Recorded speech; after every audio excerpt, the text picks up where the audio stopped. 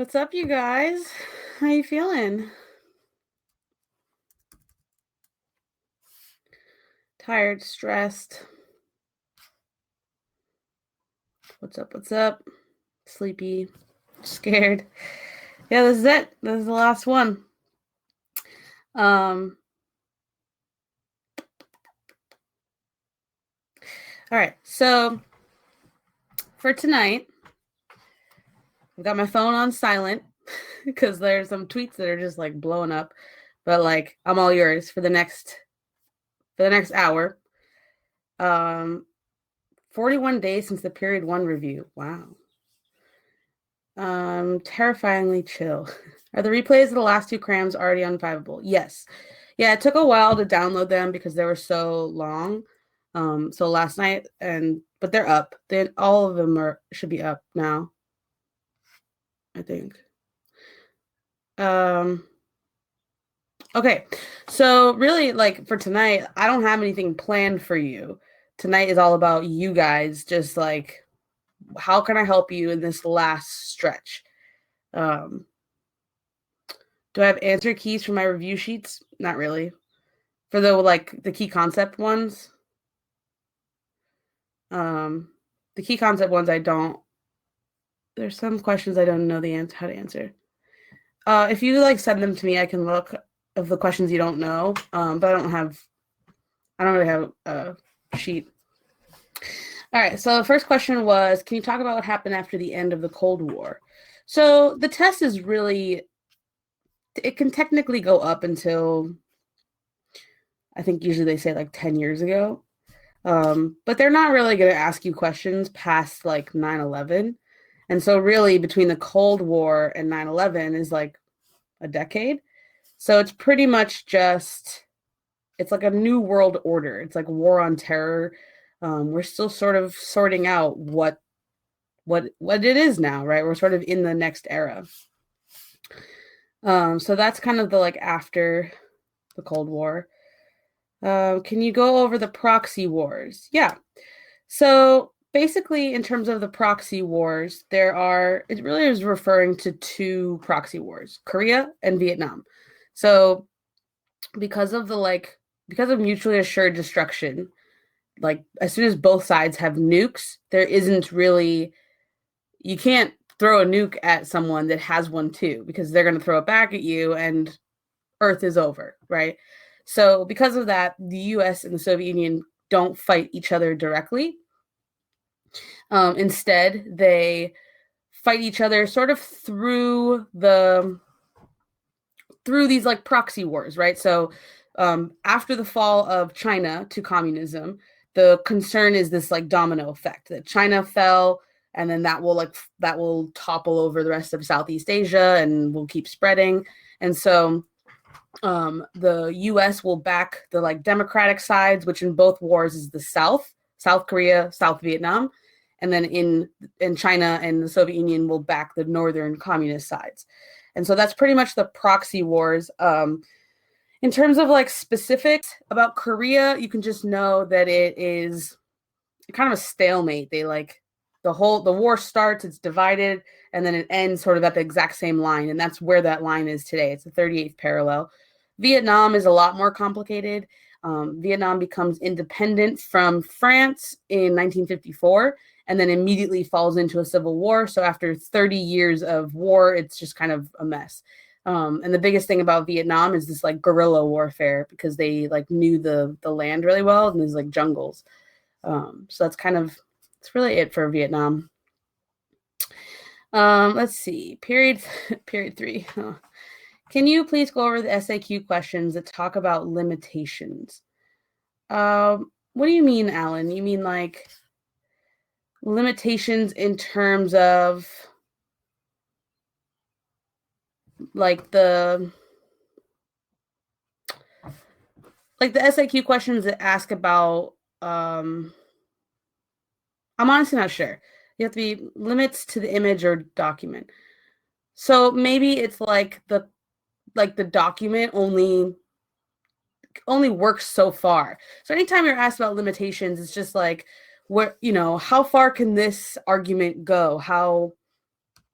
like where is there a limit in terms of what these people knew? Maybe they didn't know as much, right? Maybe you can look at the time period. Maybe you can look at their bias, their think about like what would limit them in their justification or their arguments of what's going on, something like that. I'll come back around to that. I'm just kind of like cutting through these questions. Whatever happened to the Spanish and Portuguese empires? So the Spanish and the Portuguese empires, how do they fall? I actually was just looking this up the other day. I feel like there is an answer for this. Let me come back to that one, the Spanish and Portuguese empires. We'll come back around. Remind me, Dylan. Can you explain synthesis again? Maybe give an example. Yeah. So synthesis is just when you are connecting a development that you're arguing, and you're kind of saying like this is not the first time the only time in history that this happened. So, for example, the one that I like to use is the like fall of empires. So let's say you're writing an essay about the fall of the classical empires, and then you would talk about the fall of Rome happening because of disease or because of invasions. Or overextension, right? And then you would then say, you know, that's not the only time in history that this has happened. You could then relate it to the Han Dynasty because it's in a different place, even though it's at the same time. Or you could connect it to the fall of any other empire, Soviet Union, any other empire, and just kind of say, you know, this is not the only time in history that the spread of disease toppled an empire. And then you would give another example of that. It's you showing that you understand the historical development, that you can apply that to someplace else. And so that's kind of how that's how synthesis works. And you know, if the LEQ, okay, first of all, on the LEQ, you have 3 prompts. Because the 3 prompts are all the same topic, the same theme, right? That, like, for example, maybe they're all about political, like how different places legitimize their rule, but the time period will change. Use the other prompts as ideas for synthesis.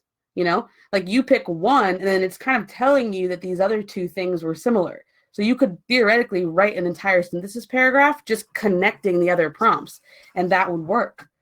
That would be fine. Let's see.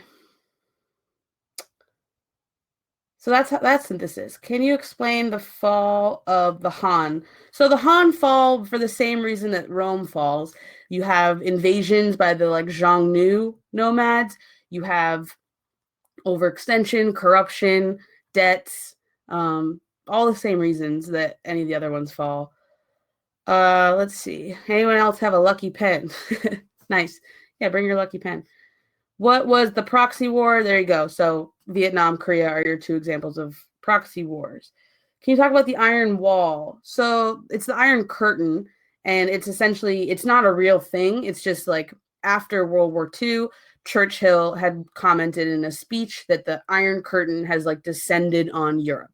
It's like this dividing line between East and West, right? Where you have the East under Soviet influence and you have the West under like capitalist influence, especially like American influence and British influence. So that's just really what the Iron Curtain is. It's just important to know that it's not like it's not like a Game of Thrones type deal, like a huge wall. It's just like a metaphorical wall. Metaphorical? Metaphoric? I just watched the post. Oh, it's good to know. I haven't seen that. In Forrest Gump, who the heck was Charlie? Who is Charlie? I don't know. Is the Protestant Reformation important to know? So, you know, it's funny. The Protestant and the Catholic Reformations, they are like briefly mentioned in the key concepts, but they don't get a whole lot of focus. I would say in terms of both of them, it's like the Protestant Reformation comes about because of the like frustrations with indulgences. And so basically the Catholic Church was selling these indulgences. And if you buy this thing, you're essentially, it's like buying a like get out of hell free card, right? This is kind of what it is.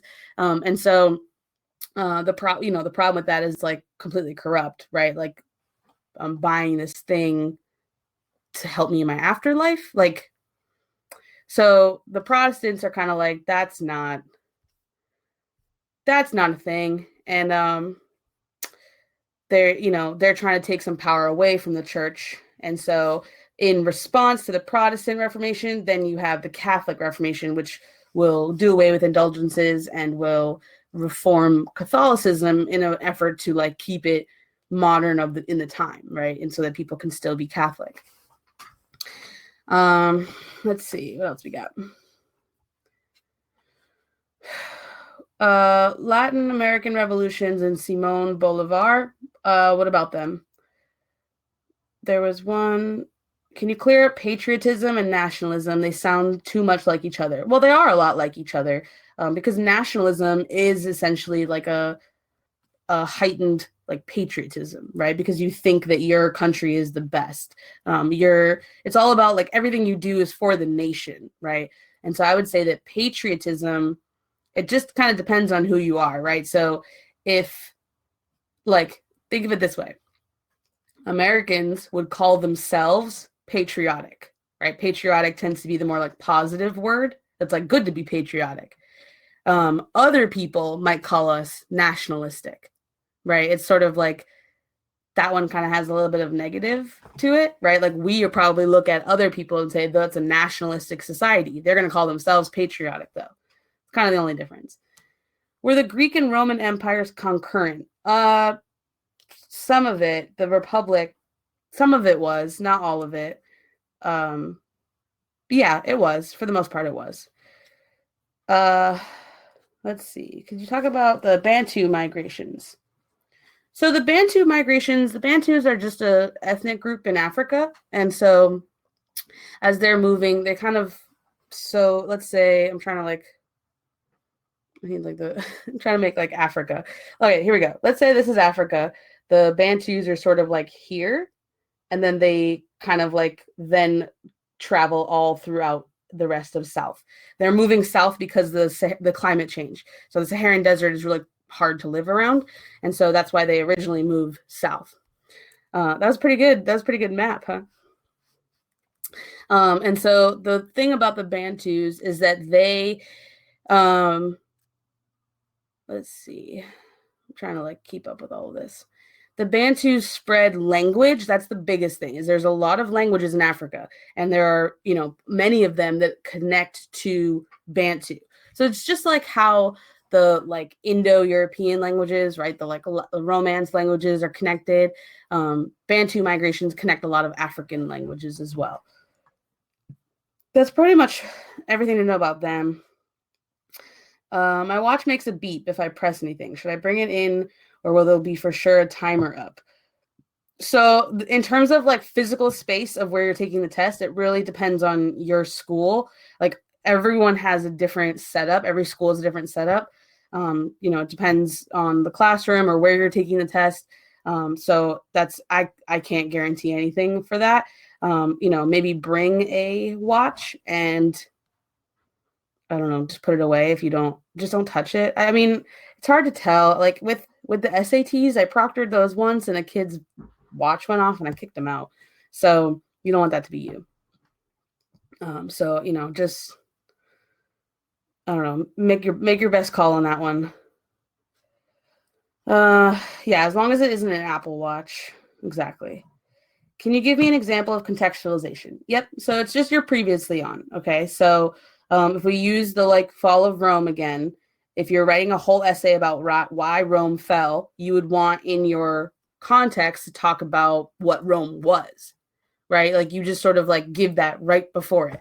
So just think of it as, if you're watching Netflix and that like little bit at the beginning that you always skip, previously on, whatever. It's like, that's what it is. What happened in this time period or in this place right before you're about to talk about it. Just give the like lead in. And usually there's like a lot of different topics that you could bring in the context. We were talking about in that DBQ, like with communism and with feminism, you can give a background to either or to both. In order to get the context point, you don't have to say everything possible. It's not like they have like a list of things that you have to say to get the context point. There's a lot of things you could talk about. There's a lot of events or people or concepts. You just have to give that background information. That point, I think, is the easiest one to get, context. And I don't know why a lot of essays that I read, a lot of ones that are sent to me or ones that I've read in the past, just totally skip it. It's like, I don't know if it's that you get nervous and that you're not really sure. But just like, don't skip the context. And Ivana, most of my tweets are just sending automatically, so surprise. All right, let's go back to this. Context, synthesis. Yes, synthesis equals connections. What is the Protestant Reformation? Okay, I already talked about that. Speaking of walls, can you talk about the Berlin Wall? Yeah.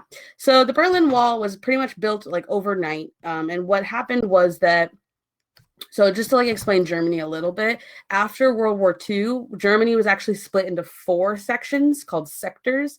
And it was one for Soviet Union, one for Britain, one for France, and one for the US. So then the 3 like democratic nations, so Britain, France, and the US, decided to combine their sectors. So you have West Germany and East Germany, the Soviet side.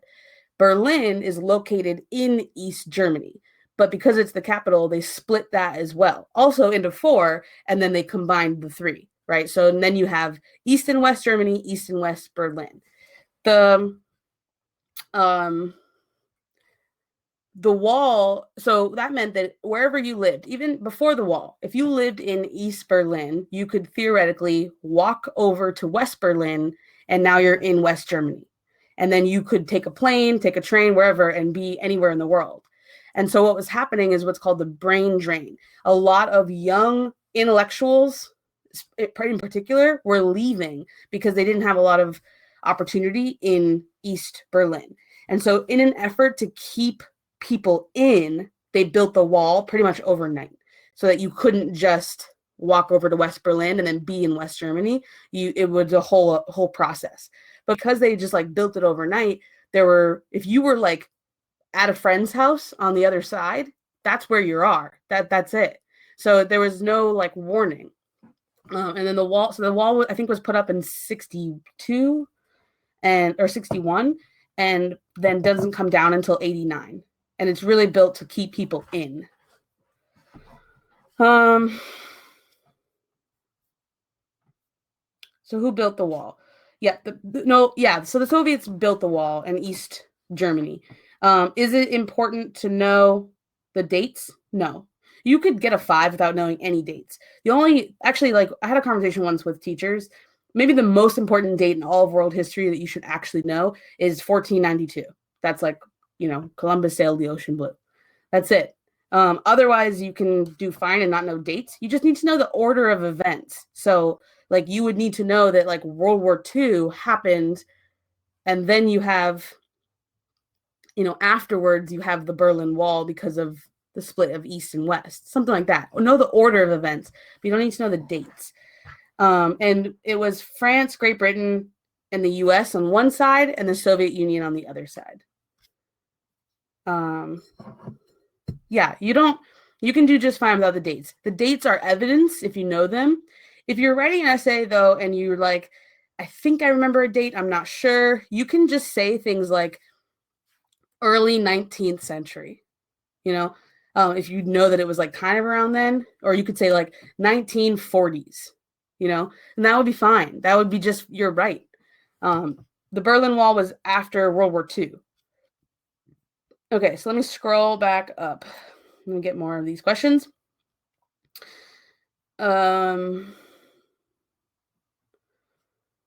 Prompt asks, okay, so example of context. Prompt asks you about feudalism.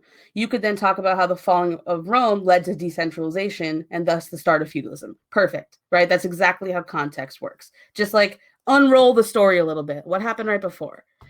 Can you explain romantic nationalism and constitutional nationalism?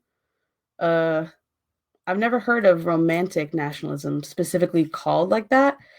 I don't know, dude. Some of these questions like stump me. It's like maybe that term is in like one textbook or something, but it's not in every textbook. I would say just know what nationalism is. You can know what, like, romanticism is, like an art form. It's just like making things look like better than they are. And constitutionalism is using a constitution. But I'm not sure what that means applied to the other things. Teacher talks about it, never understood it. I'm not sure. Let's see.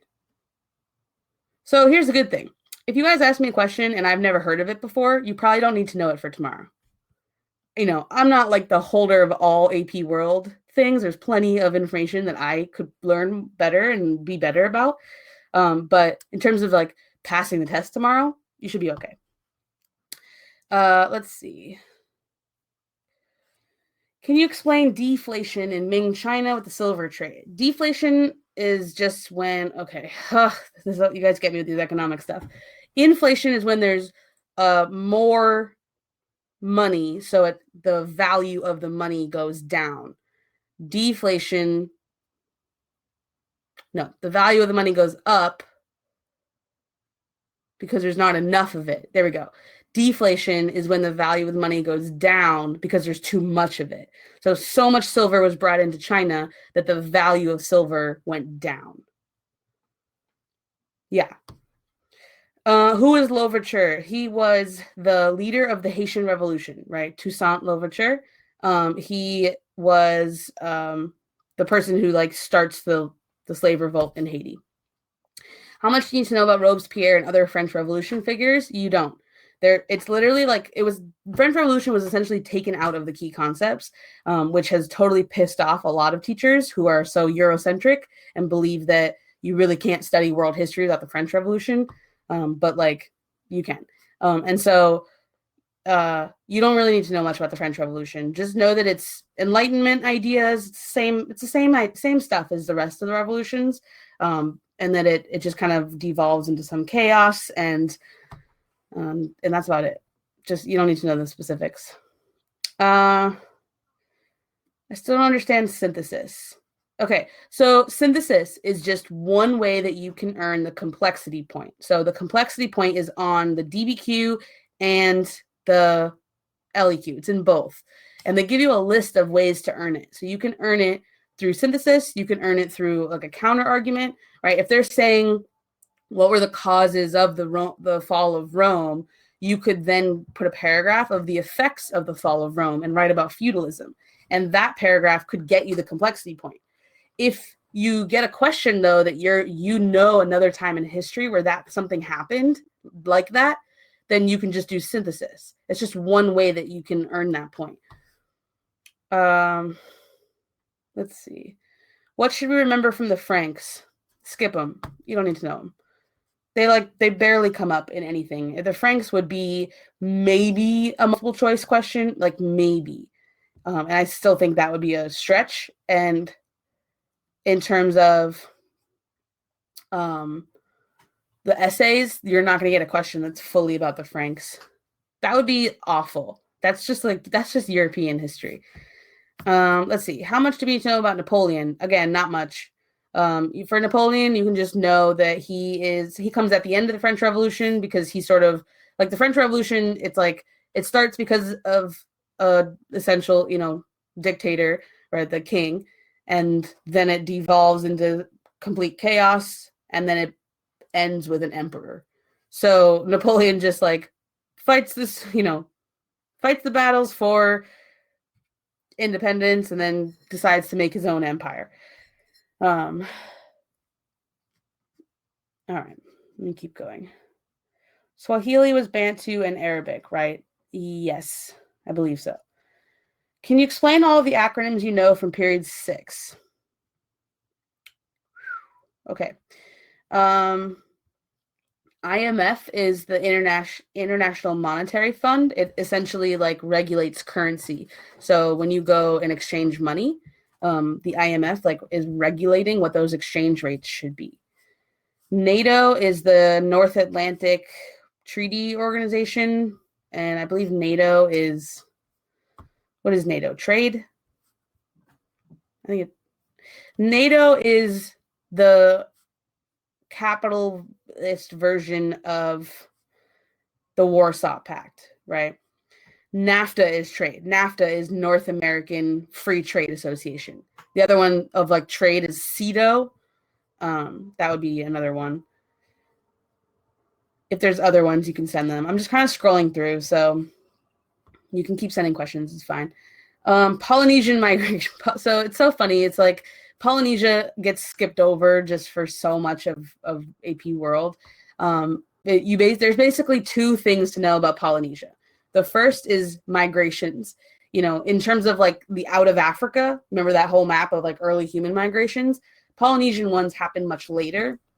So it's like, what is it? Like much later than the other ones. It's as recent as like 2,000 years ago, where you have the Polynesians using boats and migrating to the different islands. So that's one. You're not going to get a full question on that, though. That's just an example of migrations. For the other thing to know about Polynesia is colonization. So basically, James Cook is the explorer that like is the first European into the Pacific, and Polynesia in all the Pacific Islands become colonies essentially. So I hate to diminish an entire culture in terms of migrations and colonization. Obviously, there's so much rich history there, but in terms of the war, the war. Oh my God, I just called your exam the war. In terms of the exam, it's good. Just know those two. The war. Yeah, exactly. You guys are going to war tomorrow.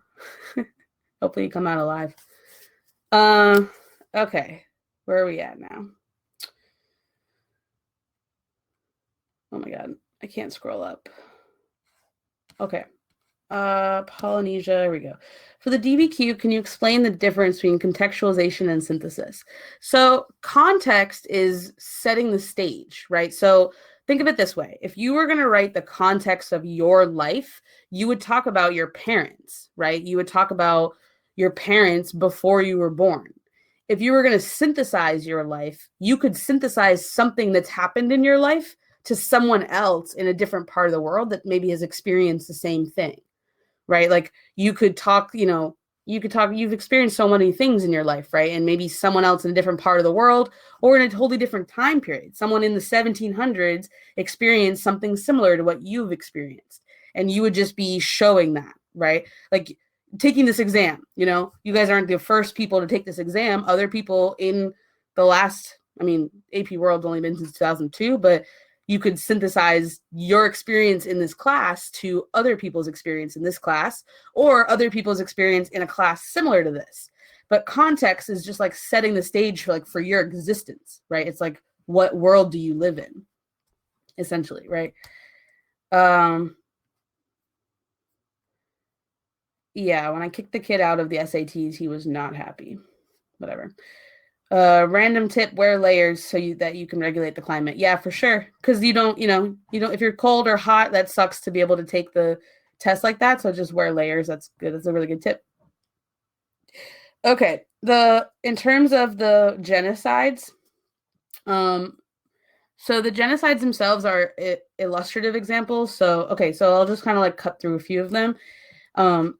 In chronological order, Armenia is super complicated, and I've never really been able to get a full handle on it, but it's essentially the Turks are targeting Christian Armenians. And why? It's like they were blamed for some of the issues that were going on in the Ottoman Empire towards the end of the Ottoman Empire. They were blamed for like secretly working with the Russians, which I don't think they actually did. So that's kind of the scapegoat there. And then you've got the Holocaust, which, obviously there's tons about the Holocaust you can know, but basically the Jews and others are the scapegoats of the Nazis and like the poor economy in the 30s of Germany. Cambodia is where Pol Pot is trying to bring Cambodia back to like a very primitive agrarian society that he feels like modernism and westernization has ruined Cambodia. And so he overthrows the government, and who's targeted is intellectuals, people who were in an agrarian society. People who are like academics are essentially like useless, right? So that's how he saw them. Anyone who's connected to the government, anyone who, like, the way that he identified intellectuals was like playing an instrument, wearing glasses, having degrees, being a student, being a professor, anything like that. That's who was targeted. And Cambodia was in the 70s. And then Darfur won't be on the test. It's too recent. And Bosnia also won't be on the test. But in Bosnia, it's the Bosniaks, who are Muslims living in Bosnia, who are targeted by the Serbs. Will you get points off if you don't do contextualization? So at no point on the test do you ever lose points. You start the test with 0, and you're just going to earn points for everything you do correctly. So if you get a multiple choice question right, you hit a rubric point, you do the short answer right, whatever. You're just trying to bank up points. So nothing you do on the test will lose you points. If you write something and it's wrong, it just doesn't earn you points, right? So always take a shot at it. If you think you can remember a year or a person or an event or a concept or anything, go for it. Write it down.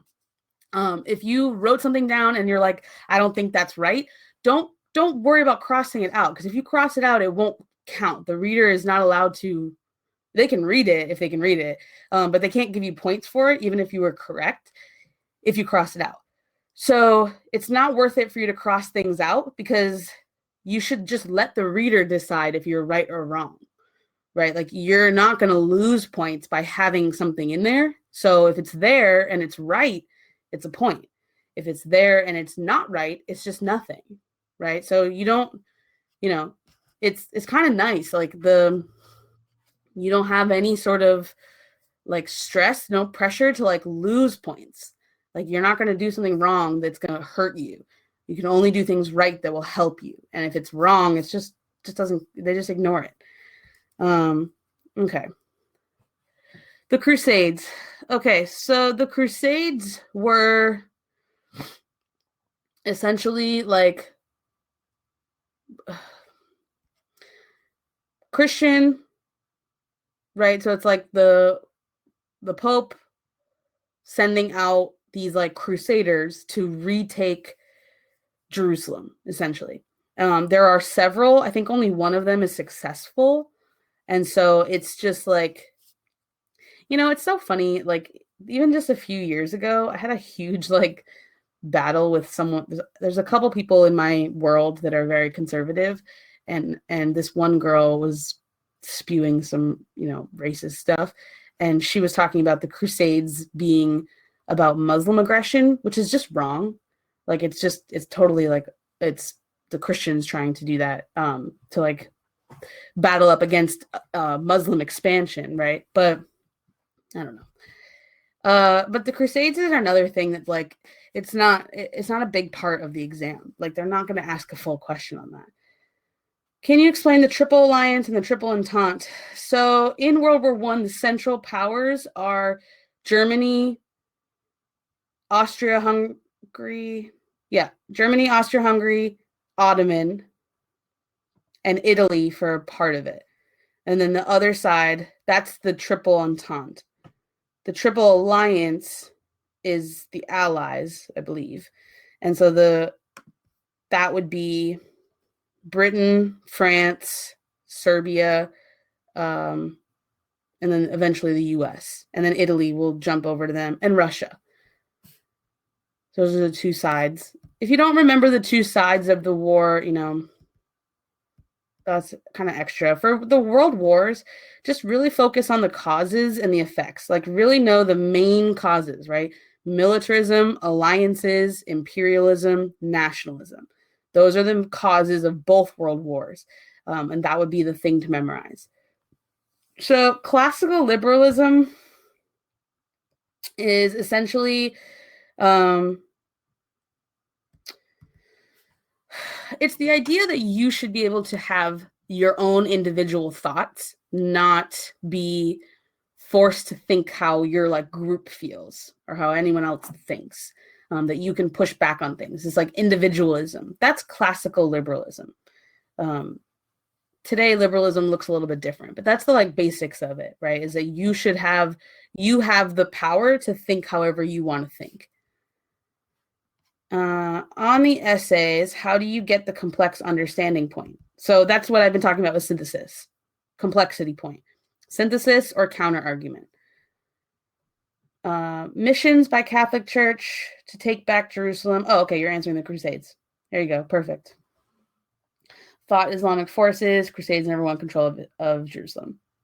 Nope, I don't teach economics. I've never taken an economics class. I took an economic history class that was one of my worst classes in college, actually, but I've never actually taken like a micro or macro econ. It's like one of those things that in like calculus, I've like never taken either of those classes. So it's like I don't know much about them. I don't know. Let's see. So if you don't really study the French Revolution, you don't need to look at it. No, don't look at the French Revolution tonight. There's plenty of other things you can look at. Just skip the French Revolution. You know what you know, and that's it. Is the caliph a theocracy? The caliphates are a theocracy, yeah, where like religion is a big part of how it's run. Can you explain the difference between the isms? Okay. All right.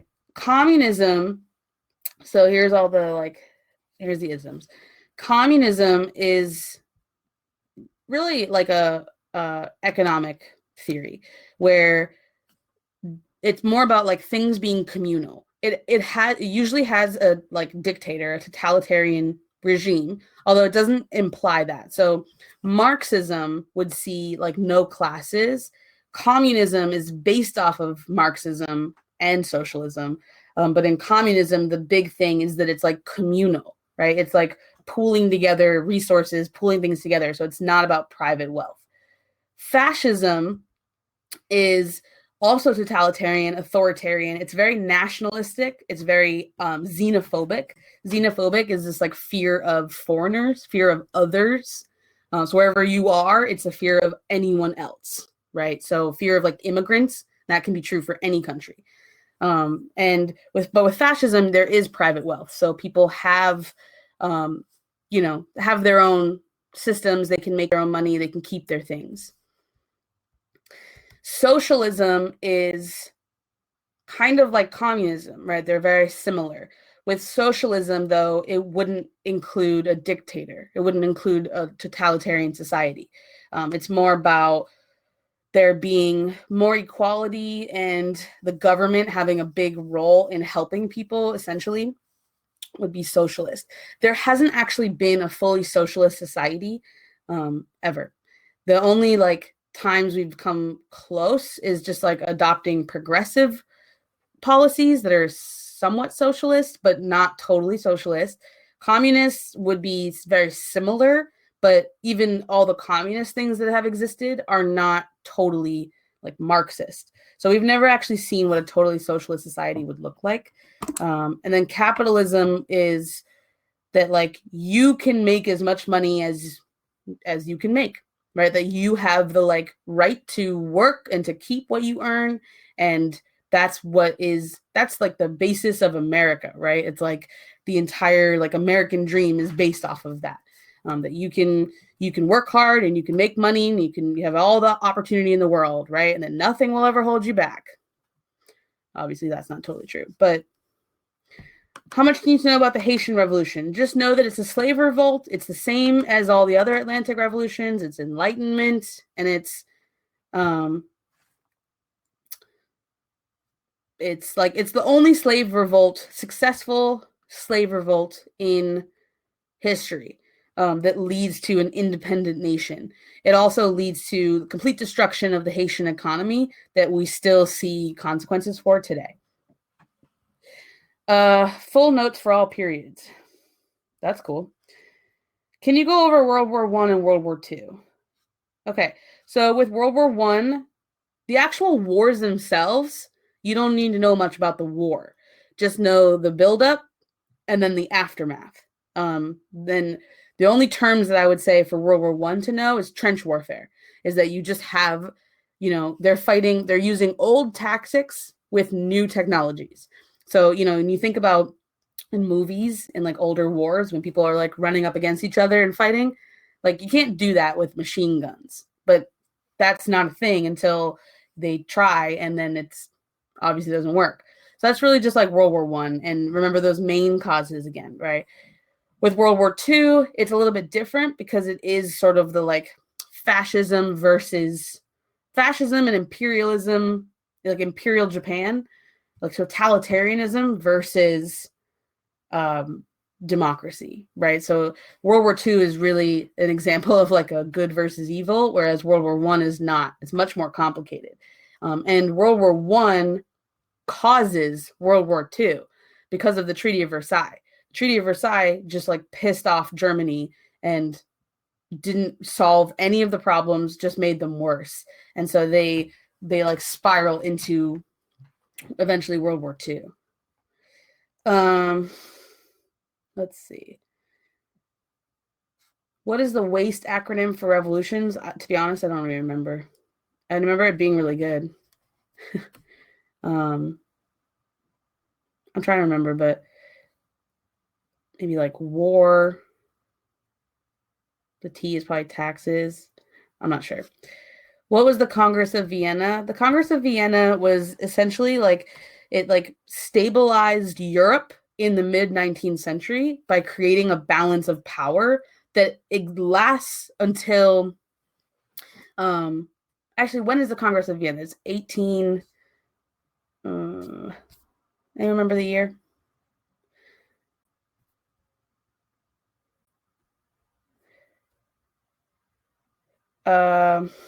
Not sure.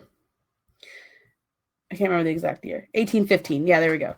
Okay, so it balances powers so that there really isn't a major war in Europe until World War I. So it just sort of like balances things for quite a bit. That's kind of all you need to know about that. Let's see.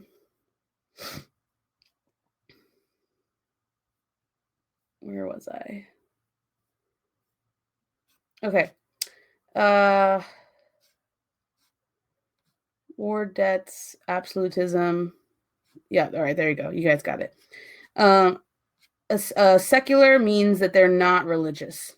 So secularism is just like not religious. When is the golden age of China? There's probably several. One could be like the Tang Dynasty, because anytime you're looking for a golden age, try to figure out when is the most innovation happening. So the Tang innovate a lot. And so that would probably be one of the golden ages. Yeah, Tang isn't. I mean, the Han also have a lot of innovation. So like when they call it a golden age, it doesn't necessarily mean that there's only one. There could be more than one golden age. It's just like times when things are good, And so there's a couple times in China when things are pretty good. So there would definitely be a time during the Han Dynasty and during Tang and maybe during other dynasties as well. What do I do if I don't know the LEQ or SAQ well? Don't cry, because then you won't be able to see the question very well. Instead, just do your best to try to brainstorm. Like look at the year, look at the topic, look at whatever information. I also heard something today and I don't know if this is 100% true, but in the multiple choice questions, you have the multiple choice, and then right after you'll have the SAQ. And that the SAQ questions sometimes are connected to documents that you saw in the multiple choice questions. So use the test to your advantage, If there's some document that you were given in the multiple choice that might help you later, try to remember that. But just try to remember everything you can about that time period, It's like, for example, if I got a question that asked me about the 19th century, I would immediately think industrialization, imperialism, and then wonder, okay, are either of these things connected to this? And maybe they are, maybe they aren't, but that's going to help me get that point. Important absolute leaders. There's a lot.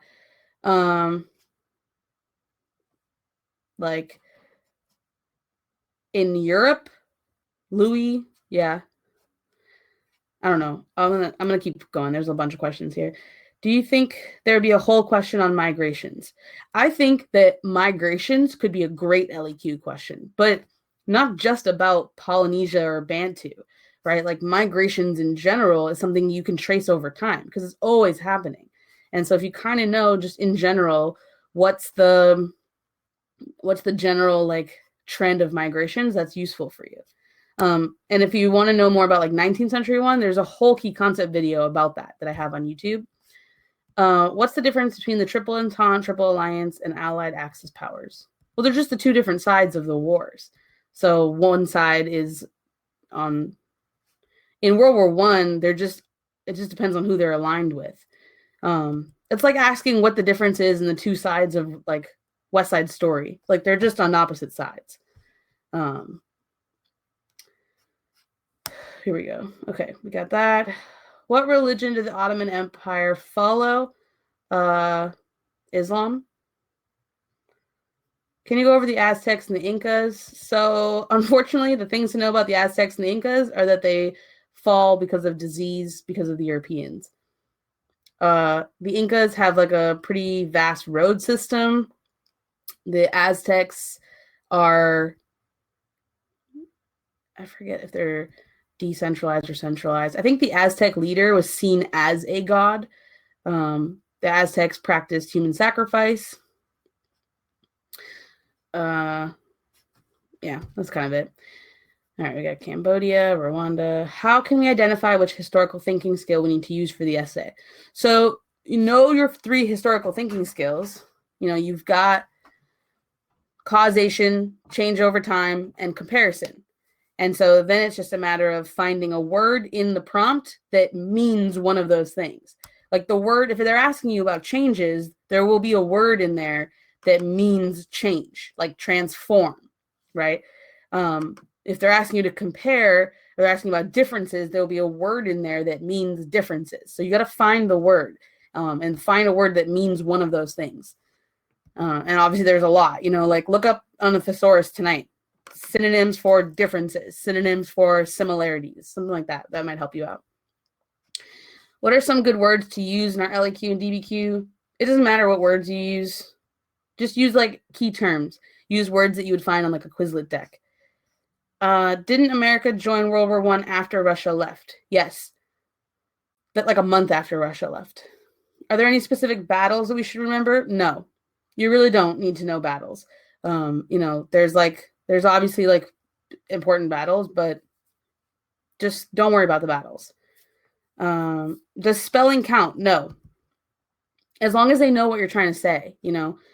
If your handwriting sucks and they can't figure it out, it's a whole like chain of command. So the reader that has your essay, if they can't read it, they'll kind of look to the person next to them. If they can't read it, they look at their like table leader. If they can't read it, there's someone above them. I mean, like everyone at the read is a teacher, and all they want to do is give you points. They really do. They want you to do well because the readers actually, you know, in 1,000 essays that I graded when I went to the read, I probably had, let's say, 60% of them were zeros or ones, or maybe even more. Most of them were nothing. Were like blank or barely even tried. We're like very clearly zeros or ones. Like you guys are not going to be anywhere near that because a lot of schools make their students take these tests because the school gets money for the exam and they don't necessarily prep the students for it. So there's hundreds of essays that you read that are just nothing. And so the reader, as soon as they read one that actually has the possibility of getting points, is super exciting. So they're trying to give you points. Seriously though, like at the end of the day, it's like, did you get any sevens today? Did you have any sixes today? Like it's like an exciting thing because you really don't have a lot of them. But yeah, as long as they know what you're trying to say, no checking, spelling and grammar don't matter. New Deal Keynesian Economics. So Keynesian Economics is basically like 20th century, like modernizing Adam Smith because it's still believing in, you know, the basics of laissez-faire economics, that it's going to boom and bust and things are going to happen. But with Keynesian, there is an effort of the government to get involved, at least a little bit. That's social welfare. And so Keynesian economics is essentially like what builds on the entire New Deal is the government, the US government, having a hand in fixing the economy. So instead of just letting it crash and letting it come back to life on its own, there was all these programs to put people back to work, to give people relief, and then to eventually make sure that it doesn't happen again.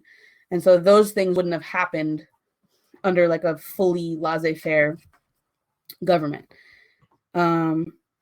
Exactly.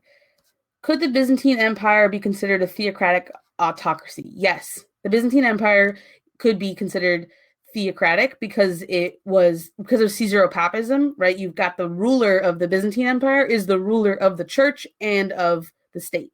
It's combined. And so it would be theocratic. Causes of imperialism. Oh yeah, WMB is white man's burden.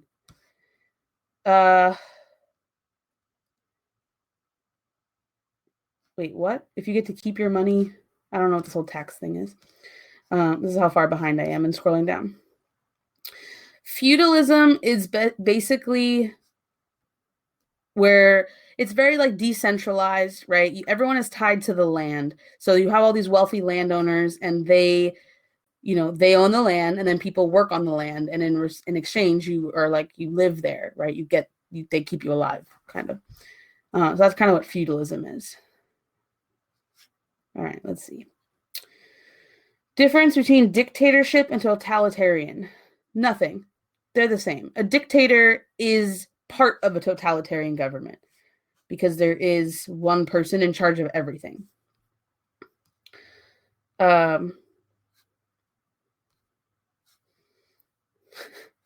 Like, is it okay if the test booklet gets wet from my tears? Yeah, don't do that. You need to be able to see your questions. Can you flip to section 2 while in section 1? No, you have to stay in the sections that they tell you to stay in. Let's see. What do we need to know about Latin America during periods 5 and 6? Period 5, just know the revolutions and independence movements. Period 6 is like there's a lot of like socialist governments and military dictatorships in Latin America, primarily placed by the Americans in an effort to not allow communism to spread. So America sort of chooses that military dictatorships are better than communist governments, and that's what they support in Latin America. Subtly, like it's not like an open thing, that's like CIA stuff. And so a lot of the problems in Latin America today are because of America. So good job, America. The royal roads are the Persian roads that connect the Persian Empire. Let's see. Yeah, exactly. Who used Chinampas, Aztecs, Incas, terrace farming? Yep. Hey, you guys, I made it to the bottom, finally. What's the difference between Japanese and European feudalism? So the difference is basically they're very similar, but one of the differences is that European feudalism was like contractual. It was by law. Japanese feudalism was more traditional. Fascism is totalitarian, authoritarian, right? There's a dictator, and it's far right, so it's very like militaristic. There's still private wealth. It's xenophobic. It's nationalistic. Okay. Is there anything important to know about Mexico and Cuba? So with Mexico, there's 2 revolutions. There's 1810, which is for independence. There's 1910, which is against a dictator. Those would be your like 2 big Mexican things. The other thing in Mexico is you do have like land redistribution. With Cuba, the thing to know is the like Cuban Revolution because of Fidel Castro and communism, and then you get the like Cuban Missile Crisis because of that.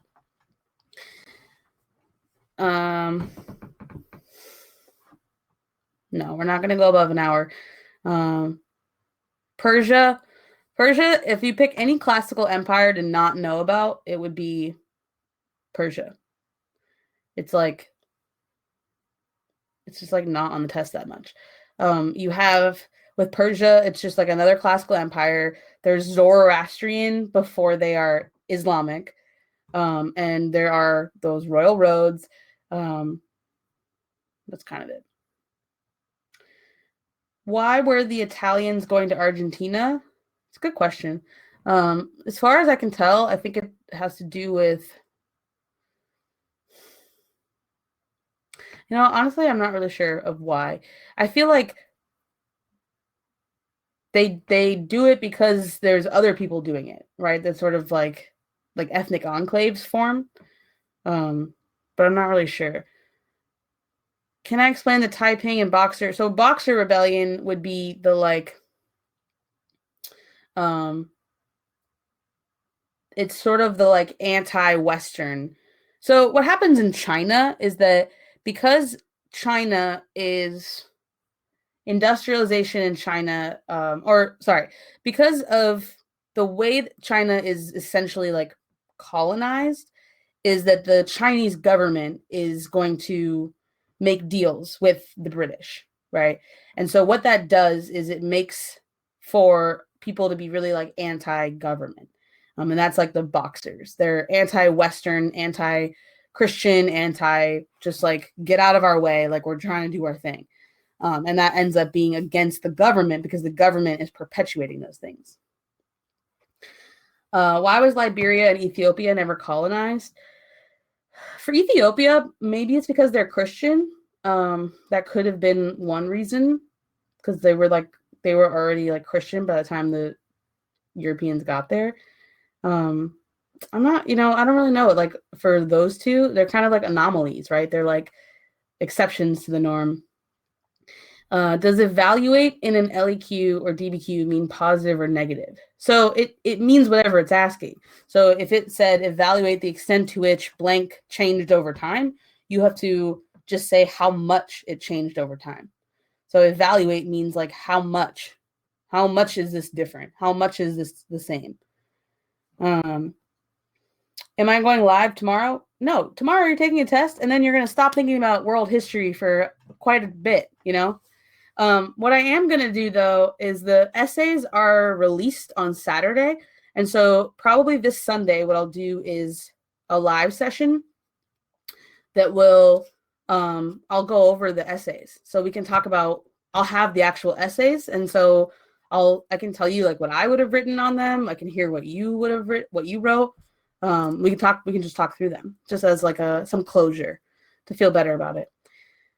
Difference of Mauryan and Gupta. Biggest difference between the two would be that Gupta was decentralized. Those are both period 2. For imperialism, there's so much going on. There is a lot going on. For imperialism, for anything, focus on the causes and the effects, The causes are they want markets, they want materials. The effects are that of unequal treatment, things like that. I want to see what this is. Oh my God. I totally just made that. Justinian is the one person to know from the Byzantine Empire. He is the person that codifies Roman law. So he basically takes the laws that were in Rome, Western Rome, and codifies them so that, the only reason why even today a lot of what we have, different constitutions are influenced by Rome is that because he wrote it down, he combined it all, that's a big thing about it. What, you want me to tweet the one you just made? What were the Roman laws called? The 12 tables. No, I'm not doing girl advice right now. This chat gives me laughter and anxiety. Yeah, you guys are funny. Okay. All right, let's take a break from the history stuff. Let me ask you guys a question. This is a really serious question. This is maybe the most important question I've asked this whole time. The question is, and I want you guys to really have an opinion here. Everyone's got to answer this, and I need a strong piece of evidence. Is a hot dog a sandwich? Okay, you can't just say yes or no. I need to know why. If you think it's a sandwich, prove it. If you think it's not, prove it. Yeah, Teenan's like, shoot. The buns are connected. So the buns can't be connected in a sandwich? So then, like,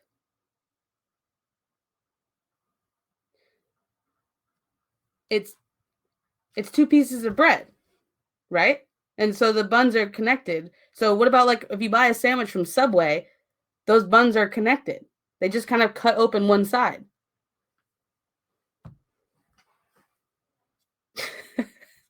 Yeah.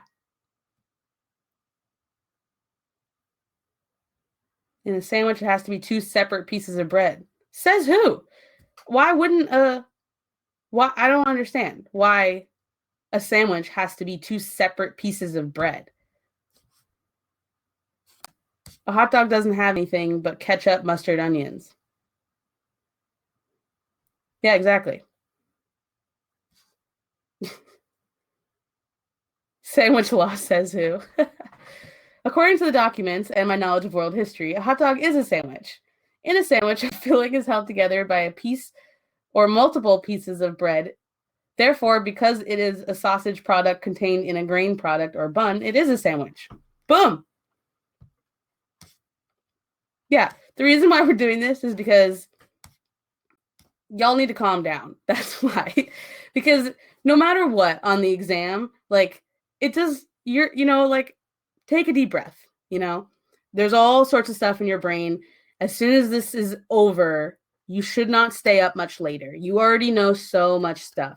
But the point of a question like that is there is no right answer. You can argue any side. You just need evidence to prove it, Like, here's another one. Is cereal a soup? Why not? And you can't just say because it's cold, because there are cold soups. There's like gazpacho. That's cold. Right? I know it's tough. So soup can't be breakfast? Liquid and chunk equals soup. Ew. It kind of seems like cereal is a soup. If it were a soup, it would be called a soup. Says who? Who decides these things? Who decides what is a soup and what is a sandwich? Like, says who? God himself.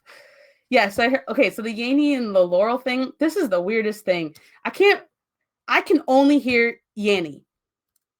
I cannot hear the Laurel one. I just can't. I can't. I was listening to it over and over and over again and trying to, like, figure out what the heck it was saying. I only heard Yanny.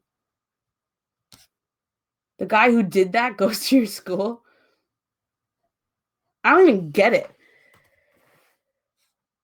I don't know. I don't know. This Yanny thing, maybe someone can send a link of it, because it's just such a weird thing. The Laurel is lower pitched. I heard them both. I couldn't hear them both. And I'm hoping it's not one of those things, there's like a sound where there's a certain age where you can't hear that frequency anymore. I'm just hoping that I haven't hit that age yet.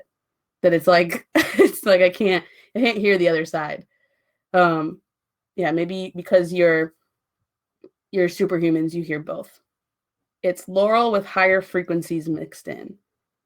I don't know. I just think it's fascinating. Yeah,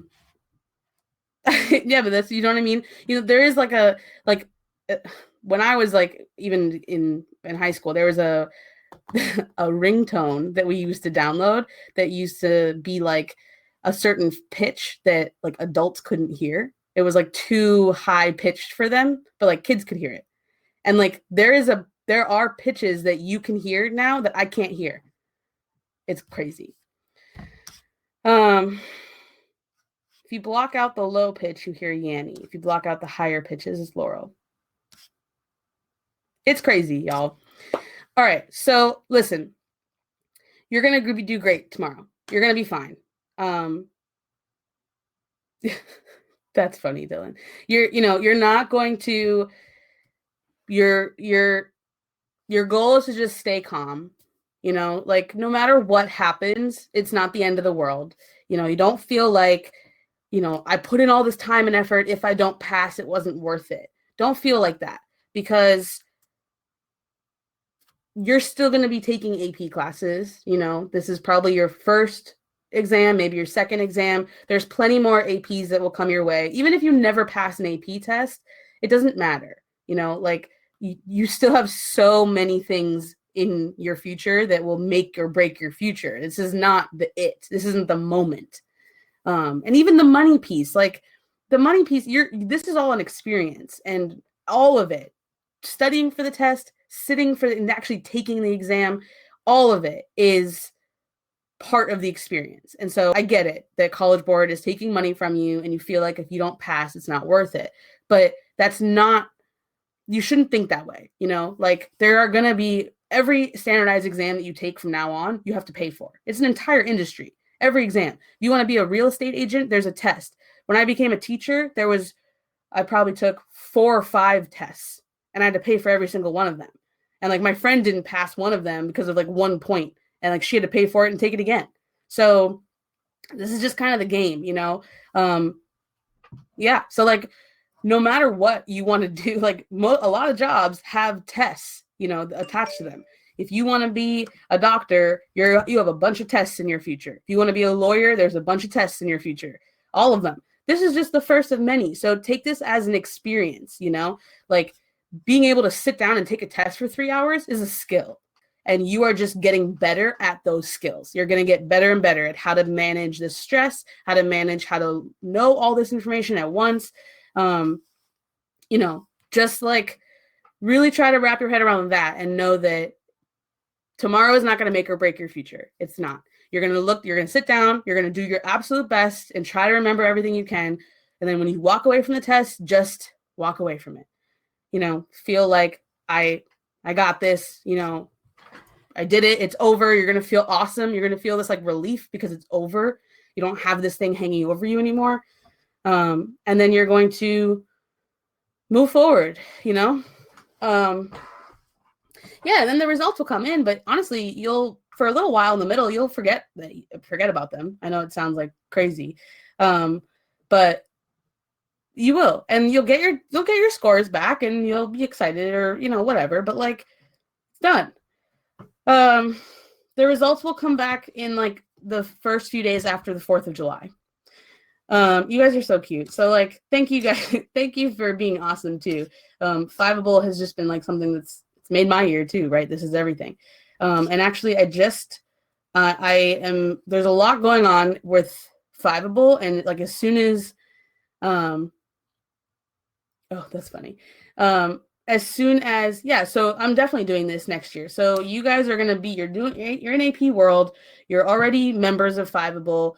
I'm going to be going live all year for A Push. So for any of the classes that I add, there'll be previews in August, and then I'll be basically keeping your grades up. Like that's the goal of Fiveable in the fall. Over the summer, I am going to be trying to build an app, hiring someone to do this, to figure out how to, like, I went to school to be a teacher, and now I have a startup. So now I have to learn an entirely new field. And that's what I'm going to be doing. That's what I'm going to do. I'm going to figure out how this is going to work. I'm going to bring in the right team members, and I'm going to move wherever I have to be and figure it out. Caesar Papism, real quick, is just, it's not even Caesar over the Pope, it's Caesar and the Pope. So it's just like, it's the leader of like the Byzantine Empire was both, was the ruler of the state and the ruler of the religion. Who made zero? Yeah, India. All right. Will I have AP Spanish? So I'm going to have as many APs as I can do. But this isn't like the last time you're going to see me. I'll go live on Sunday. We'll go over the essays. Don't worry. I'm going to be putting together a like student advisory board. And what I really want to do is talk to as many of you guys as I can, even just like one-on-one on Skype or like in a small group, and where I can actually like hear you and it's not just me talking to you. And you guys, I want to hear from you about what you want Fiveable to be. So you can even think about that, and you can talk about it. Like if you had like the perfect app to help you with APs, what does it look like? And that's like the big question. There's I have a bunch of other questions I want to ask you too, but so that will happen in the next few weeks. And yeah, so there'll be plenty of stuff. It's not like I'm going to go away until August. I'm going to be very much a part of your summers too. And if you guys can do me a favor, so tonight is like the last night the AP World students around the world are cramming. I'm trying to get up my subscribers on YouTube as much as I can because YouTube like created these stupid rules. And tonight is just like one night where I know I can get a lot of subscribers. And like I've been getting a lot of subscribers. So if you guys can anywhere on the internet promote my YouTube channel to try to get more subscribers, like to your friends, to wherever, you can tweet it out, you can do whatever. That would be awesome because just like getting subscribers on,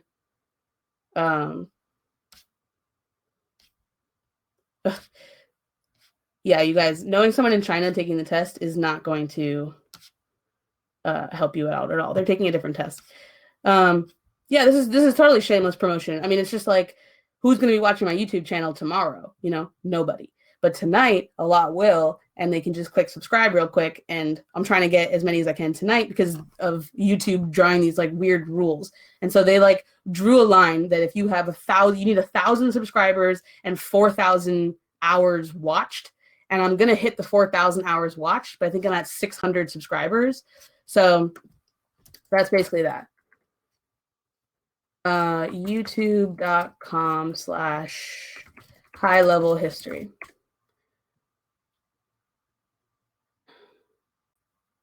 Yeah, exactly. Just get them to subscribe. I will be posting other. Oh, it doesn't matter. It's fine. So I'm gonna be posting other stuff on there too, not just AP World. I'll be posting like practice essays for APUSH, and other thing. It's gonna be like more than just AP World. Right now it's AP World, but I'm gonna kind of like grow with the subscribers. So whatever. So if you guys can just like subscribe and tell your friends, that would be really useful for me. And just like post it out there. Okay, so that's it for tonight. Good luck tomorrow. I'm gonna be sending you a quick little survey after, you'll get it around like noon tomorrow. So after the test, if you can take a few minutes to fill that out. It's just kind of like a how did it go kind of thing. It helps give me some data while the like test is still in your head. And I'm just really excited to hear from you guys about how you did. The survey it'll take you like 2 minutes. It's not like a whole long thing. But anyways, good luck you guys, and I will talk to you tomorrow. Thank you.